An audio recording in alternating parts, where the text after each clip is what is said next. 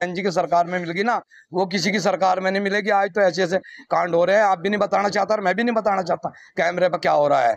नहीं तो सब लोग जानते हैं, नरेंद्र मोदी की सरकार तो काट की एक हंडी थी, वो चढ़ती जा रही हिंदू मुसलमान करके। हटा दे, अगर ना हमारा समाज, हमारी पार्टी उत्तर प्रदेश के अंदर हमारी सरकार ना बन जाए, आप जो मर्जी कहना है, लेकिन वो ईवीएम का घोटाले की वजह से ही बीजेपी अपनी सरकार बनाती है। नहीं तो पूरा बहुजन समाज पार्टी के साथ में लगा हुआ है। और इस बारी ईवीएम को हम कोशिश कर रहे हैं कि हमारा पूरा समाज कोशिश कर रहा है बहुजन समाज के ईवीएम को हटाए, और जैसे पहले से बैलेट पेपर से पहले होता था चुनाव, वैसे करवा दे। सिर्फ ये घोटाला करते हैं, इसीलिए बीजेपी की सरकार बनती है। और हमारा समाज, बहुजन समाज, कोई बिखरा हुआ नहीं। खासतौर से हमारा मुस्लिम समाज हमारे साथ है, हमारा पूरा समाज हमारे साथ है। और इस बार जो है हमारा 2027 में बहुजन समाज पार्टी की सरकार बनेगी। बहन कुमारी मायावती जी उत्तर प्रदेश की सरकार बनाएंगी। भाजपा तो ये कहती है कि हारने के बाद ईवीएम पर लोग ठीकरा फोड़ते हैं, अपनी असफलता नहीं देखते। ऐसा नहीं है। एक एक कॉलोनी में आपको ऐसे बता देती हूँ कि जहाँ पर सिर्फ दलित और मुस्लिम है, लेकिन वहाँ पर भी उनको हजार वोट पड़ जाते हैं। तो मेरे हिसाब से ये बिल्कुल गलत है, उनका कहना बिल्कुल गलत है। मैं इस बात के साथ सहमत नहीं हूँ। की मशीन की तो सारी गड़बड़ी है, ये तो सभी जानते हैं। और जो ईवीएम, अगर एक बार ईवीएम हट जाए, बैलेट पेपर से वोटिंग होने लगे, तो सरकार को भी पता लग जाएगा, जो सरकार इस टाइम चल रही है उन्हें भी अपनी उसके ताकत का पता लग जाएगा कि उनकी ताकत किस चीज में है। जी, तो जो बसपा की सरकार है उसमें जो कानून व्यवस्था थी, शिक्षा का मामला बेहतर था, और जो सामाजिक मुद्दे पर भी सब एक समान थे, तो क्या वो जो समय है उसको कैसे ला पाएंगे, और क्या जो बसपा के कार्यकर्ता उनकी क्या रणनीति रहेगी? देखिए, जो बसपा का कार्यकाल था उसमें शिक्षा के ऊपर आपको पता है कि बहन जी ने शिक्षा के ऊपर सबसे ज्यादा काम किया है। और जो आजकल का युवा जो है बेरोजगार है, बहन जी ने रोजगार भी सबको दिया। तो ये देखा जाएगा कि शिक्षा पे आज तक किसी भी पार्टी ने, कोई सी भी पार्टी आई है, आज तक जीएसटी नहीं लगाया है। इस सरकार ने शिक्षा के ऊपर 18% जीएसटी लगाकर ये तो साबित कर दिया कि ये निकम्मी सरकार है। बाकी जिसने शिक्षा के ऊपर सारी पब्लिक, सारी दुनिया, काशीराम जी, बहन जी, बाबा साहब, सबने शिक्षा के ऊपर ज्यादा महत्व दिया है। शिक्षा को ये ज्यादा ऊपर बढ़ चढ़ के उस पर कार्य किया है।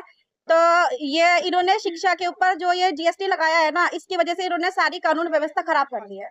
चलिए, एक पार्टी के अंदर जो मामला चलता है, लोग भी कहते हैं कि जो बहन मायावती जी हैं वो नौजवानों को आगे बढ़ाने का काम नहीं करती है, जिससे नौजवान किसी और पार्टी में जा रहा है। अच्छा, एक बात बताओ, नौजवान अगर मान लो बहक गया, जो एक लालच होती है ना, लालच में अगर दूसरी सरकार नौजवानों को बहका रही है, तो हमारे जो बंदे हैं, हमारे समाज के व्यक्ति है, जो हमारे साथ के व्यक्ति है, वो बहके हुए नहीं है।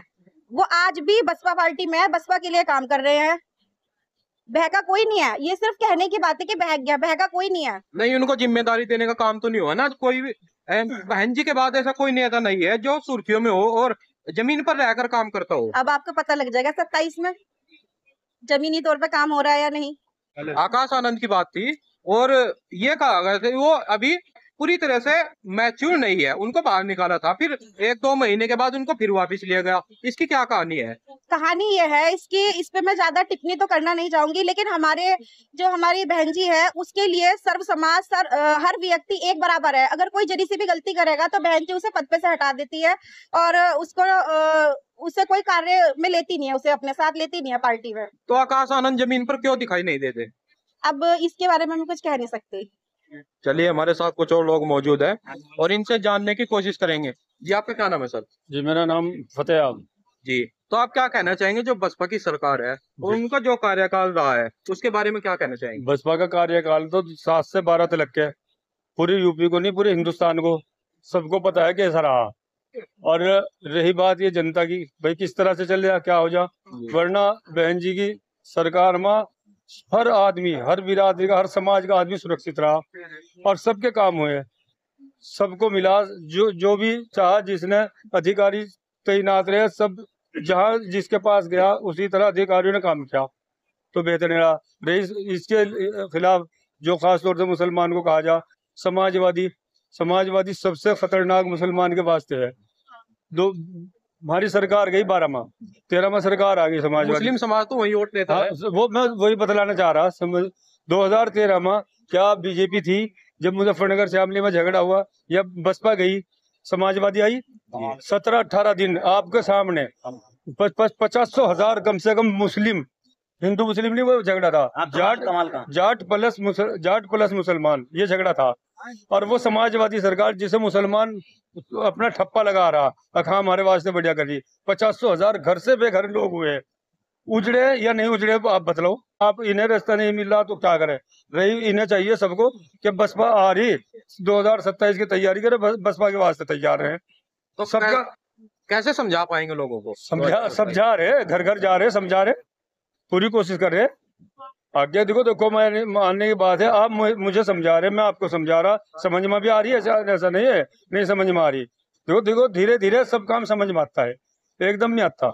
तो इसलिए तैयार रहे हैं और अपना घर घर जाके सबको समझा रहे हैं। चलिए हमारे साथ कुछ और लोग मौजूद है और करेंगे। जी आपका क्या नाम है सर? मैं जसबीर प्रजापति, थाना भवन विधानसभा महासचिव जी।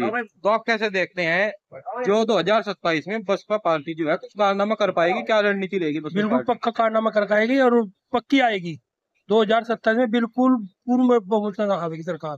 कैसे आएगी, क्या रणनीति? क्योंकि इसने 2007 में जो इन्हें कार्य करे भाई, गरीबों को जमीन भी दिलवाई, काशीराम कॉलोनी बनवाई, जितने कार्य इन्होंने किए आज तक किसी पार्टी ने किए ही नहीं और ना करने का। अब तो जो बहन जी आएगी तो वही पूरा काम करेगी जो पहले किया था उन्होंने। ओबीसी समाज तो ये मानता है कि जो मोदी सरकार है, योगी सरकार है, ओबीसी के मामले में सबसे बेहतर है और उनको ही वोट देने का काम करते हैं। नहीं, ये तो एक उनकी साजिश है कि मशीनों से वोट डलवाई, डाली तो हमने हाथी पे, जाली फूल पे, ऐसा तो थोड़ा नहीं चलेगा। आप पेपर बैलेट से वोट डलवाइए और फिर पता लग जाएगा, दूध का दूध पानी का पानी हो जाएगा। हमारे ज्यादा तो आप लोग जानते हैं। हाँ।